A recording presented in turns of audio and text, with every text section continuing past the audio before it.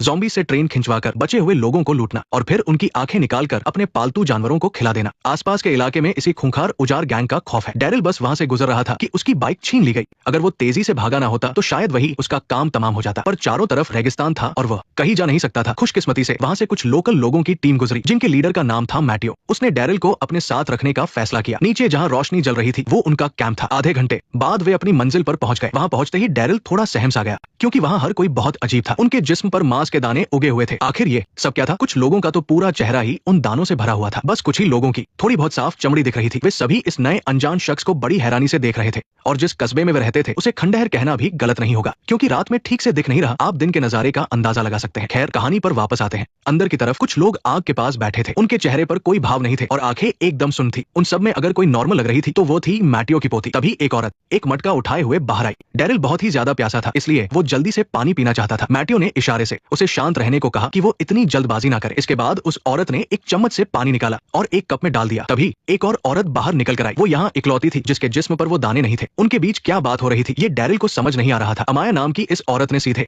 किसी से कहकर पानी हटवा दिया। फिर टूटी फूटी अंग्रेजी में बोली, ये पानी हम सबके जिंदा रहने का सहारा है। इतना कहकर वो मुड़कर चली गई। ऐसा लगा जैसे उसे समझ नहीं आया कि मैटियो किसी अजनबी को यहाँ क्यों ले आया। डैरिल को बात समझ आ गई और वो शर्मिंदा होकर अपनी जगह पर वापस बैठ गया। तो यहाँ पानी की इतनी कमी थी। मैटियो चाहता था कि वो डैरिल को सारी बात बताए लेकिन जुबान की दिक्कत की वजह से वो उसे सीधा पानी के टैंक के पास ले गया। डैरिल पास गया और टैंक को थपथपाया। फिर उसने सूखी जमीन को छुआ और उसे थोड़ी हैरानी हुई, इसलिए उसने इशारों में पूछा कि क्या सूरज की वजह से यहाँ सूखा पड़ा है। तब डैरिल को समझ आया कि असल में उनके साथ लूटपाट हुई थी। अमाया ने भी बताया, उजाड़ गैंग के लोगों ने हमारा पानी लूट लिया और उसे ट्रेन में रख दिया है। ट्रेन का नाम सुनते ही डैरिल सब समझ गया। ये वही लोग थे जो दिन में उसका पीछा कर रहे थे, वही कमीने। अमाया उससे बात करने को तैयार थी, भले ही उसकी अंग्रेजी ज्यादा अच्छी नहीं थी। डैरिल को भी बहुत सी बातें पता चली, जैसे कि ये सब लोग असल में कुष्ठ रोग के मरीज है। इन्हें लिम्बो लोग भी कहा जाता है, जिसका मतलब है जिंदा और मुर्दा के बीच फंसे हुए लोग। जब तक कोई उनके बहुत ज्यादा करीब न जाए ये बीमारी फैलती नहीं है। अमाया जो वहाँ इकलौती नॉर्मल इंसान थी, बड़ी मुश्किल से इन सबको जिंदा रखे हुए थी। और ये कस्बा इतना बर्बाद इसलिए हो गया क्योंकि जब ये सब शुरू हुआ था तब स्पेन में अलग अलग गुटों में लड़ाई छिड़ गई थी और उसी जंग की आग में सब कुछ तबाह हो गया। डैरिल ने भी अपने साथ हुई घटना के बारे में बताया कि वो तो बस बार्सिलोना जा रहा था।